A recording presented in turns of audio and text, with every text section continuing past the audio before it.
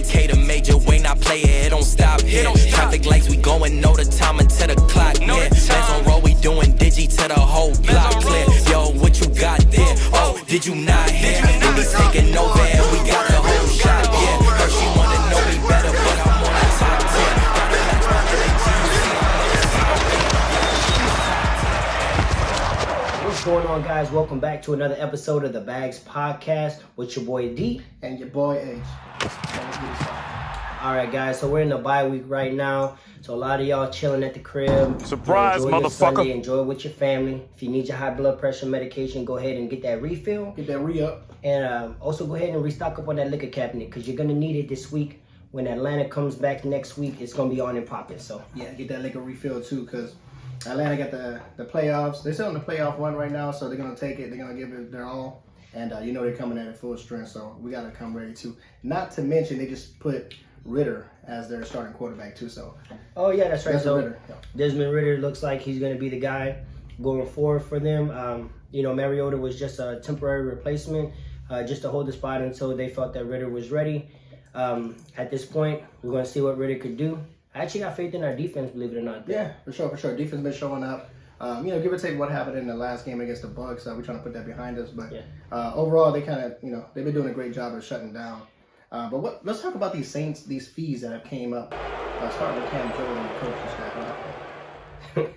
It's like, guys, no matter what we do, we on a bye week and we still can't get things done right. I feel like we're like the guinea pigs of any kind of new stuff, new rules, new everything. Non-stop all the time. It's if we do it, NFL will find out and they will find us first and make us an example. We all know that. I mean, there's no doubt about it. It is what it is. I mean, you son of a bitch. No, we find out, all right. So a lot of you guys, if you haven't heard already, the New Orleans Saints have been fined almost, if not, $550,000 as a team. Yeah, $500,000 basically for allegedly faking an injury during the Tampa Bay game within the last few minutes. So Cam Jordan actually went down during that final drive, I think it was, right? And after the NFL reviewed it, they said that Cam went down on purpose, that he faked the injury in order to stop the clock. But they had 3 timeouts on the book, so why would he fake an injury? I'm not too sure. That's still something I'm questioning as well. But you know, the NFL, I feel like we all have a target on our back. So let's go into these numbers though. So Dennis Allen was fined $100,000.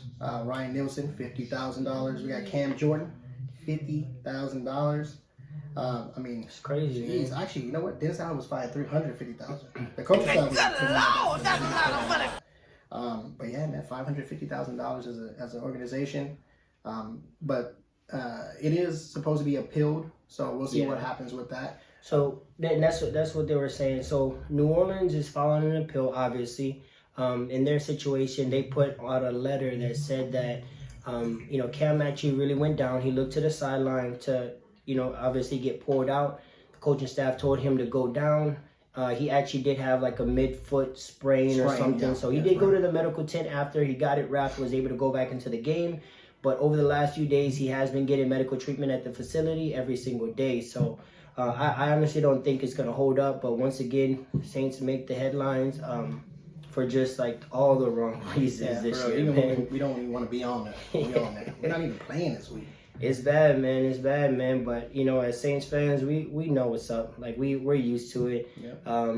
But at this point in the season, you know, we're looking forward to who's going to actually start this next game. I think that's the thing that I'm most curious about is, like, do we ride out, you know, Dalton for the rest of the season, or do we make the switch now?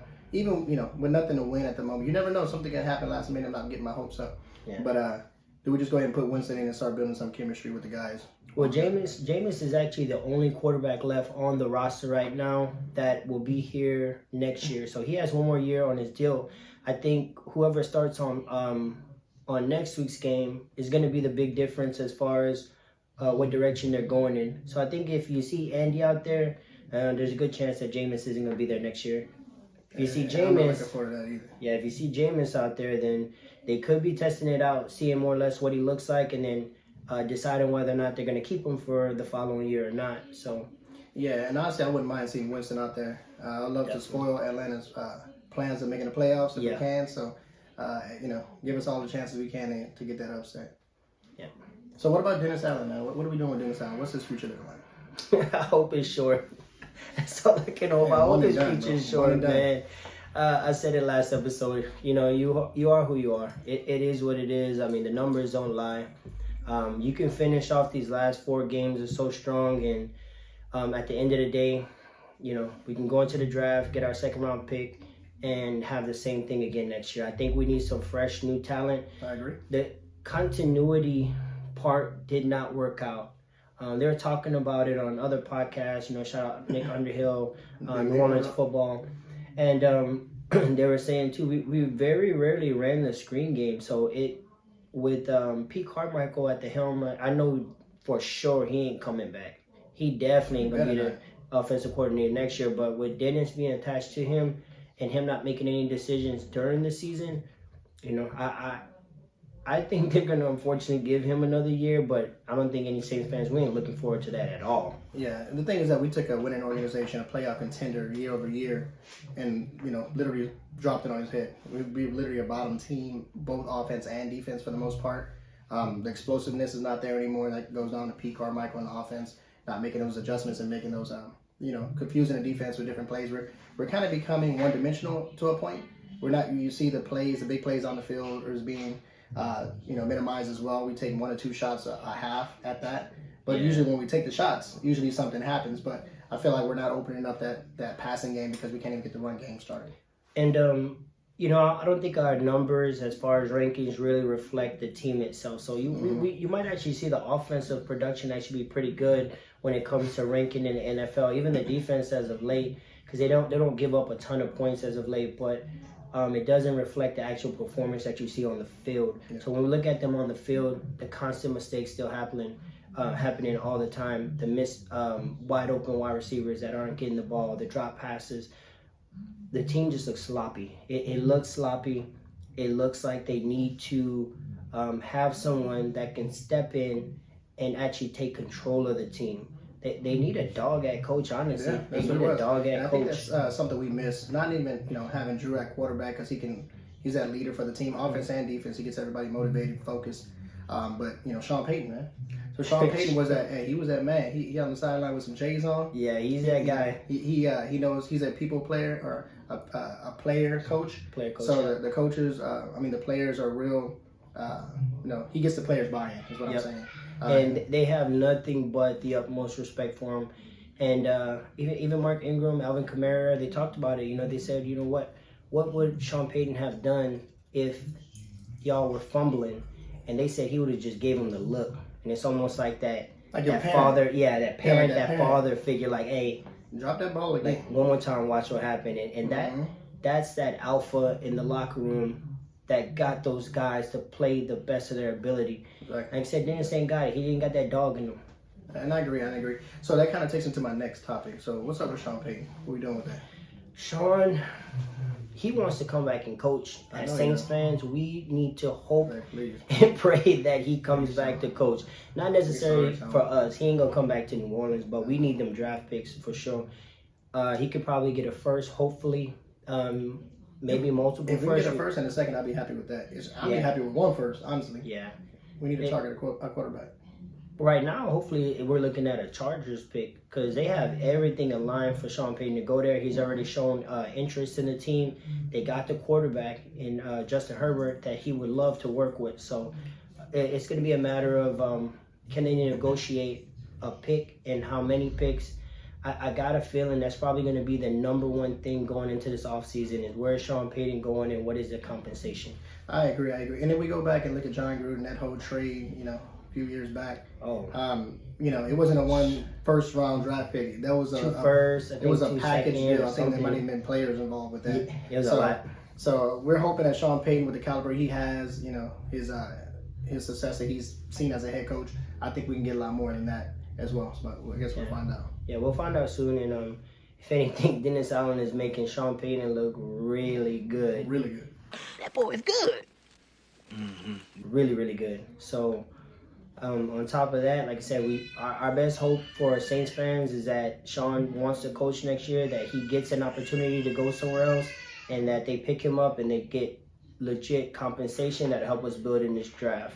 For sure, and I agree, man. So next we're gonna get into that's enough about Saints. It's the bye week. Let's go ahead and relax. Hey, Bye week blues. just relax. And let's talk about these other teams. So since we ain't got to worry about playing this week, so we got the Jets versus the 9-3 Bills. Who you got, D? Oh man, that's a tough one. It is a tough one. Jets actually been playing really good. Mike White, I told you about that boy. You better watch that boy, Mike White.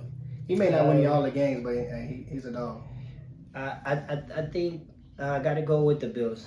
As much as I want to pick the underdog in the Jets, I just feel like they can't let this game slide. The Bills pretty much are trying to make that run for the number 1 seed in the AFC, and I think Josh Allen and the guys are going to make it. They're going to get it done. I agree. I'm going to go with the Bills, too, and I think the game's going to be a lot closer than we think it is. It's not going to be a blowout, I can tell you right now. I got the Bills by maybe a 7, maybe 10, but I think it's going to be a lot closer than a lot of people think. I think because it's a division game, I got it a little bit closer. I think I got a feeling it's going to come down to maybe a field goal. I'll say a field goal because that Jets defense is actually pretty good. I can see that. All right, so we got the Browns versus the Bengals. Bengals 8-4. Been doing pretty well with Joe Burrow healthy. 7. You got the massage man on the other side. Oh yeah, we got Watson back. He didn't look too good in his first week back against he looked horrible. I don't know. Maybe he bounced back this week. I guess we find out. But I'm gonna go ahead and start this one off. Obviously I got the Bengals. I gotta go. I gotta go to Bengals. Yeah, Joe Burrow has been on fire. They get Joe Mixon back this week. Yeah. Not to mention, P. Ryan's gonna be right back in that mix. They may even 50-50 touch because you've seen a lot of success. So. Yeah, I got to go with the Bengals as well. You got to stick with Joe Burrow. I think he's balling out right now. You got Jamar Chase, who's supposed to be, fully. He's supposed to be back. He's supposed to be back. So Mixon, Chase, and a high-powered offense. I think that we're going to be looking at the Bengals with another win. All right, so this one's a close one. We got the 1-10 Texans versus the 9-3 Cowboys. Who you got? Man, I ain't gonna lie. I gotta go with Dallas. Man, come on, stop playing, bro. Stop playing around. Come on. I'm sorry, Texans fans. If you're a Texans fan, you already know what's up. I mean, y'all feel like us right now. Y'all probably actually feel a little worse than us, I'll be honest. But I ain't gonna lie, them boys they're running right now. Dallas look like that team right now. Yeah, offense and defense. Yeah, they're playing out of their mind. They're running up the score. So hopefully they keep that momentum going. The biggest thing with Dallas is they just need that momentum all the way through playoffs. I don't think anybody doubts them in the regular season because they can pretty much compete with anybody. But once they get to that first seed of the playoffs, or that first round of the playoffs, they need to keep that same momentum going. And, Dallas is getting some more firepower. They got James Washington come back this week. That's right. From injury. So they may work him in slowly, but, the offense already been high powered. They've been able to put up, 30, 40 points a game. So adding another weapon at offense like that just going to crank that up. So they'll probably sit the starters after the first half. That's what I'm thinking. Hey, Miami put up 30 on them in the first half, so I don't think that's going to be a close game at all. Nah. All right, so we're going to go into the Vikings and the Lions. Vikings 10-2. We got the 5-7 Lions. I don't know, man. The Lions low key somehow sneaking that they had a good game against the Bills on Thanksgiving. So they have a lot of talent. The Lions got a lot of firepower on offense, and if you haven't watched them play, you see some of these guys. Swift is actually healthy. You got Jared Goff actually throwing the ball really, really well. Williams, the rookie, is going to be in his second game, so he's going to get a couple more snaps. He's that deep ball, that big-time playmaker that they've been looking for. And, I mean, I don't know, man, but the Vikings, honestly, they're that team that's kind of low-key under the radar. Now, Dallas did beat the brakes off them, but we know that with football, it's any given Sunday. Yeah. Anything can happen any Sunday. Sometimes the matchups just don't work out no matter how good a team is. But they're sneaky good, man. 10-2, you actually got a really good offense, and the defense isn't bad at all. I think they're that under-the-radar team that everyone's kind of overlooking, but they're definitely going to be in that contender run if Kirk Cousins can continue to play well. Yeah, I agree. I have the Vikings winning this one. I'll say by at least, honestly, about 10-14. All right, let's run through the rest of these teams. It's a one-time pick. So we got the Jags and the Titans. Who you got? I got the Titans. I feel like Derrick Henry was kind of left out last week. They didn't run in as much. He had one of his lower rushing games of the season. I feel like he kind of bounces back on track. They're making a run for the playoffs at 7-5 as well. So expect a big game on the ground from Derrick Henry. I'm thinking he's going for about 180. And for you guys that play fantasy football, fire up Derrick Henry. If you know anything about Derrick Henry against the Jaguars, he always has his best game. So he probably put down 200-plus yards on the ground because that's his favorite team to play against. What about Eagles and Giants?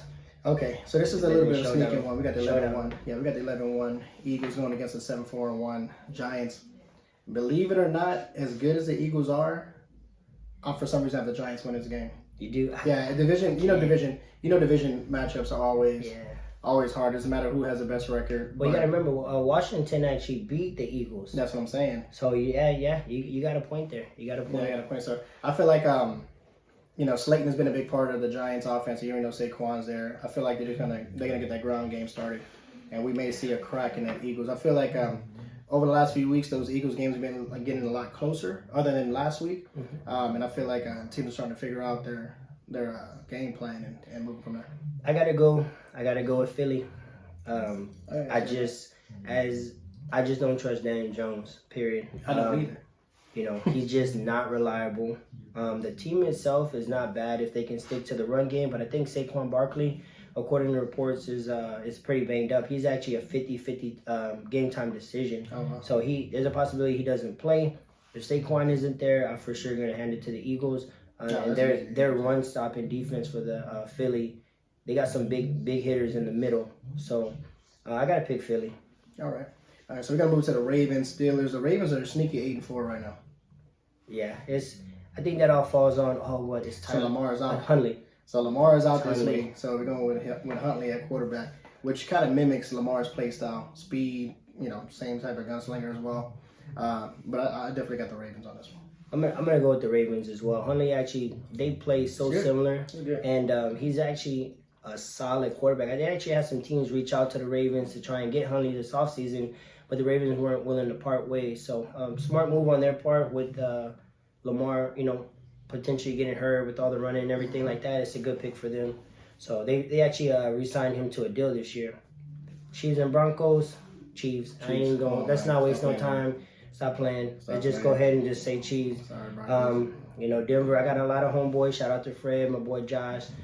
My boy Joe, all them. Hey, diehard fans, man. Them boys love them some Broncos, but at the end of the day, man, the Chiefs are the Chiefs. The Broncos, unfortunately, they just haven't turned out to be the team that everyone expected with Russell Wilson. Trust, man. We love Russ, man, but it's just not transitioning over to performance on that side for some reason. And that was a big contract he signed too. Yeah. Like a major contract. So, unfortunately. All right, Bucks and 49ers. Man, I hate the Buccaneers. I'm thinking, I know I'm a Saints fan, but I hate the Buccaneers. But so we got so remember this. Garoppolo's out right now. He's out for the season. So we got Purdy in at quarterback, the rookie. If I'm a gambling man, I'm gonna put my money on the Bucks.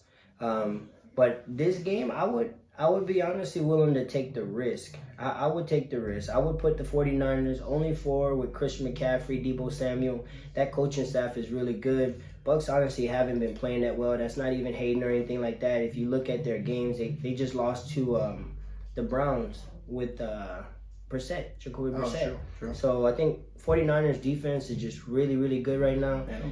They'll figure out a way to put points on the board. And like I said, I can't see the Bucks beating the 49ers. I think this is just it's going to be a tough, gritty game, but I got the 49ers coming out with a win. I got the Niners coming out with a win too, but just don't count Brady out. You know what happens. Yeah. All right, Seahawks, Panthers. Who you got? I'm going to go with the Seahawks. Geno been fired. Yeah, that Geno's sleeping. He probably one of the sleepers all season. Geno is going to be comeback player of the year. Like, as long as he can finish off the rest of the season, there's nobody close to Geno for comeback player of the year. He's been balling out.